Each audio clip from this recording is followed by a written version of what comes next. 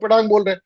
तो अब मेरे से ये नहीं हो सकता कि मैं केजरीवाल, उद्धव ठाकरे, अन्ना हजारे की तरह पहले कुछ और कहूं और बाद में कुछ और कहूं।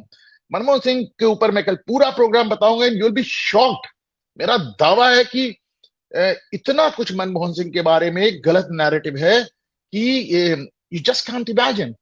लेकिन जो जिन जिन हरकतों के लिए मुझे सबसे ज्यादा दुख होता है मनमोहन सिंह की, वो यासीन मलिक को प्रधानमंत्री आवास पे बुला के उनको यूथ आइकन मतलब युवा आइकन को क्या कहेंगे कि प्रतीक, युवा प्रतीक देश का बताते थे। ये आतंकवादी जिसको आज बाल पकड़ के अंदर किया गया है, ये आतंकवादी जिसने कोर्ट में कहा कि हाँ मैंने हत्याएं की हैं, और मैंने भारत, और किसकी हत्याएं की? इंडियन एयरफोर्स के लोगों की। और उसको आप प्रधानमंत्री आवास में डिनर दे रहे हैं। I really I really can't forget that. अब फॉरगिव वाली बात पे नहीं आती, I can not forget that. जिस समय 1900 आप 1990 में, 91 में, आप सोचिए, हमने अपना देश में अपना सोना गिरवी रखा। हम इतने भुखमरे हो गए थे, हमारे पास पैसे नहीं बचे थे। उस समय मनमोहन सिंह बजट पेश करते हैं और कहते हैं, देखिए मैं आपको बजट स्पीच का हिस्सा दिखा रहा हूं जो उन्होंने पार्लियामेंट में बोला। बहुत ध्यान से इसको पढ़ें। पहली लाइन में कहते हैं कि किसानों के लिए जो खाद की सब्सिडी है उसको हम कम कर रहे हैं क्योंकि हमारे पास पैसे नहीं है। आप एक ही लाइन में ये दो बातें कैसे कह सकते हैं? पहली लाइन में कह रहे हैं कि साहब, किसानों के लिए जो खाद की सब्सिडी है उसको मैं कम कर रहा हूं, और उस अगली लाइन में कह रहे हैं कि मैं 100 करोड़ रुपए राजीव गांधी फाउंडेशन में दान दे रहा हूं। आपके पिताजी का पैसा है, किसका पैसा है भाई? आपने उठा के कहते सोनिया गांधी, क्यों? सोनिया गांधी ने आपको प्रधानमंत्री बनाया, आपने ये कर दिया, कमाल कर दिया साहब। देखिए, बराक ओबामा ने इनके बारे में एक बड़ा अच्छा स्टेटमेंट दिया था। बराक ओबामा ने कहा था कि आ, मनमोहन सिंह सिर्फ इसलिए प्रधानमंत्री बना, सही, वो बड़ा बोल्डली उन्होंने कह दिया। उन्होंने कहा, बराक ओबामा ने बोला कि मनमोहन सिंह इसलिए से प्रधानमंत्री बने क्योंकि वो इतने कमजोर थे कि वो राहुल गांधी के लिए कभी खतरा नहीं बन सकते थे।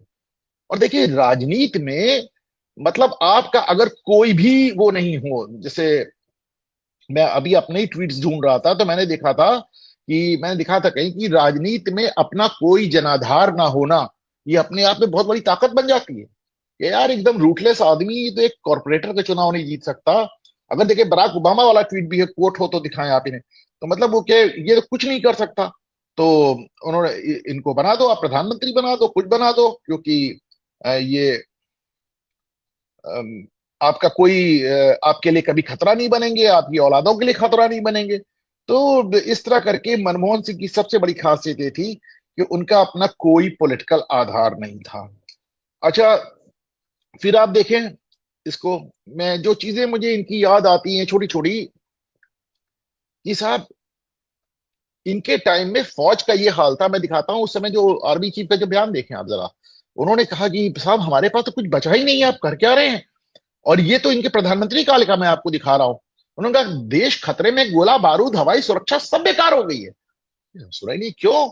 और उस समय जो इनके रक्षा मंत्री थे, देखिए जरा बयान देखिए, और जो इनके रक्षा मंत्री थे AK एंटनी, उन्होंने उस समय बयान दिया, एक सेकेंड, रक्षा मंत्री ने बयान दिया कि साहब, हमने चाइना बॉर्डर को एकदम लावारिस छोड़ दिया है, क्योंकि अगर वहां कुछ भी करो तो चीनी नाराज हो जाते। अब आप समझिए, चाइना हमसे क्यों नाराज रहता है? चाइना के साथ झड़प क्यों होती रहती है?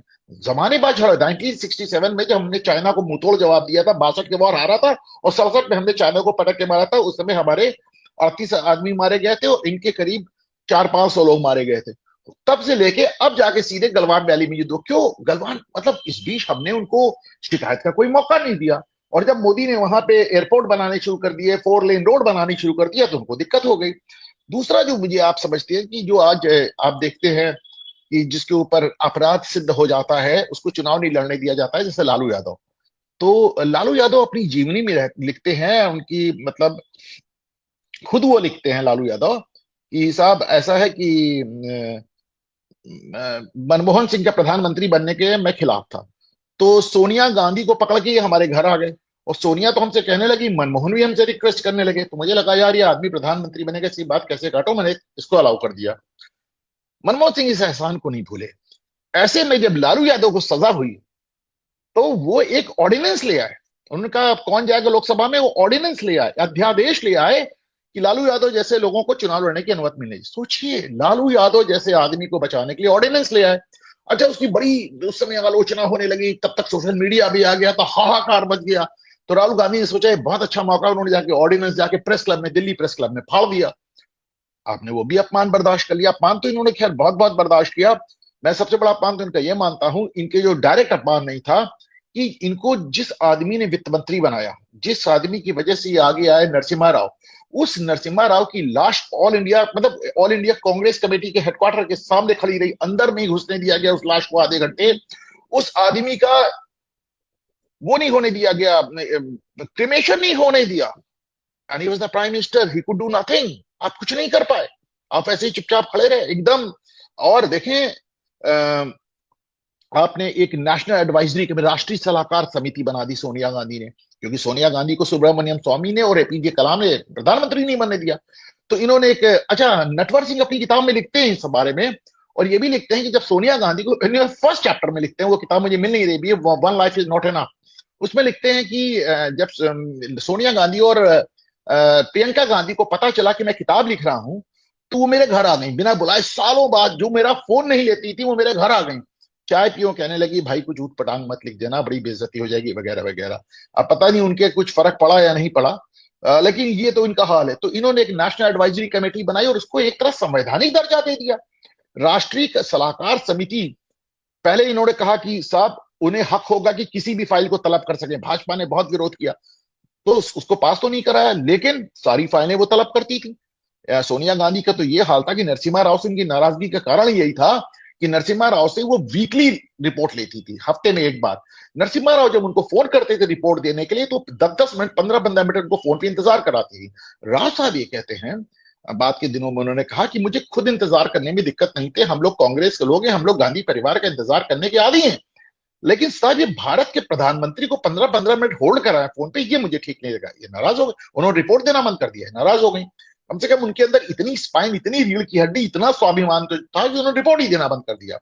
सोनिया गांधी बाद में आपको याद है कि किस तरह सीताराम केसरी को हटा के अध्यक्ष बनी, सीताराम केसरी को टॉयलेट में बंद कर दिया गया, बुजुर्ग आदमी को टॉयलेट में बंद कर दिया गया। बहरहाल इन्होंने एक नेशनल एडवाइजरी कमेटी बनाई, और नेशनल एडवाइजरी कमेटी में सारी फाइलें जाने लगी, सब ये देखने लगे। तो उसमें एक, आपको मालूम है, एक वो जो कानून है, ऑफिस ऑफ प्रॉफिट, कि आप दो ऑफिस ऑफ प्रॉफिट नहीं होल्ड कर सकते, लाभ के दो पद नहीं ले सकते। तो उसी में साहब कोई आदमी इलेक्शन कमीशन चला गया, कोई कोर्ट चला गया, इलेक्शन कमीशन ने नोटिस, मतलब इलेक्शन कमीशन जांच शुरू कर दी, तब तक कोई कोर्ट भी चला गया, और उस सोनिया गांधी को रिजाइन करना पड़ा। क्योंकि एक तरफ आप सांसद भी थी और दूसरी तरफ नेशनल एडवाइजरी कमेटी यानी राष्ट्रीय सलाहकार समिति की चेयरमैन भी थी, चेयरपर्सन भी थी, तो साहब उनको रिजाइन करना पड़ा। डॉक्टर मनमोहन सिंह तुरंत एक बिल ले आए पार्लियामेंट में कि सोनिया गांधी को एग्जेम्प्ट कर दिया उन्होंने कहा कि अब ये दोनों पद पे रह सकती है। सोचिए, इनके लिए एक अलग बिल आ गया। और 17 मई 2017, मतलब देखिए, फरवरी में उन्होंने रिजाइन किया और मई में ये बिल ले आया, और बिल इतने भयानक विरोध रहा, भाजपा का लाल कृष्ण आडवाणी ने बड़ा विरोध किया, बहिष्कार कर दिया, लेकिन फाइनली इन्होंने बिल भी पास कर दिया, और उन्होंने कहा सब कुछ तुम कर सकते हो। मैं आपको दिखाऊं कि, अच्छा, और जो इन्होंने नेशनल एडवाइजरी कमेटी बनाई, उसमें तो साहब कोई हिंदू ही नजर नहीं आता था, सब नॉन हिंदू। और बल्कि मैं आपको बताऊं, इनके टाइम में, मनमोहन सिंह के टाइम में, प्रधानमंत्री, नेशनल एडवाइजरी कमीशन के चेयरमैन, उपराष्ट्रपति, राज्यसभा के चेयरमैन, डिप्टी चेयरमैन, रक्षा मंत्री, विदेश मंत्री, स्वास्थ्य मंत्री यानी health minister, renewable energy minister, minority affairs minister, supreme court के चीफ जस्टिस, विदेश राज्य मंत्री, कृषि राज्य मंत्री, खाद्य मंत्री, स्वतंत्र प्रभार, ओवरसीज मामलों के मंत्री, योजना आयोग के उपाध्यक्ष, और तमाम लोग, उनमें से एक भी हिंदू ही नहीं था। एकदम नॉन हिंदू सरकार बन गई, नॉन हिंदू इनकी एक वो बन गई, क्या नाम है, नेशनल एडवाइजरी कमेटी। मतलब इन्होंने एकदम हिंदुस्तान में एकदम नॉन हिंदू एक पूरा सरकार बना दी, और नॉन हिंदू वो बना दिया, एनएसी, राष्ट्रीय सलाहकार समिति। एक वीडियो आपको और दिखाता हूं, आप इसको देखें जरा से। मैं फिर इसको यहां पे नहीं लगाना चाहता, क्योंकि ये इनकी हैसियत थी कि साहब एक बार गलती से ये सोनिया गांधी के सीट पे बैठ गए, तो सोनिया गांधी के जो सिक्योरिटी वाले थे, उन्होंने आके इनको उठा दिया, कहा चलिए उठिए यहाँ से, और ये प्रधानमंत्री थे। मतलब आप सोचिए, देश के प्रधानमंत्री का आप हाल देख लें। Just look at this video. Okay, देखिए आप इस वीडियो को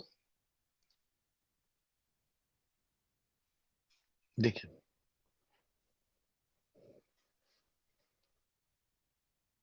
मतलब हजारों आदमी के सामने एक मामूली दरोगा आता है, इनको उठा के अलग कर देता है प्रधानमंत्री को और कहता है हटो ये सोनिया गांधी की जगह है।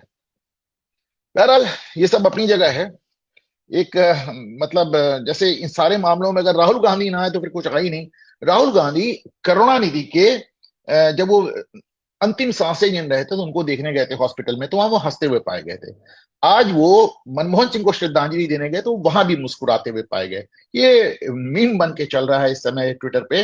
यहां भी हंस रहे थे और वहां भी हंस रहे थे। ये साबित क्या करना चाहते हैं मेरे समझ के बाहर है।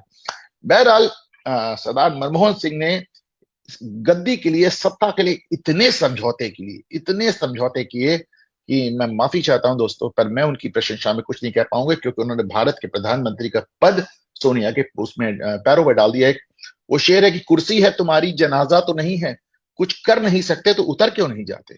लेकिन उन्हें सत्ता का इतना लालच था कि प्रधानमंत्री बनने के बाद भी, उससे हटने के बाद भी 10 साल प्रधानमंत्री रह लिए, फिर राज्यसभा पहुंच गए, व्हील चेयर पे थे लेकिन फिर भी पहुंच जाते थे और वो चल फिर नहीं पाते थे।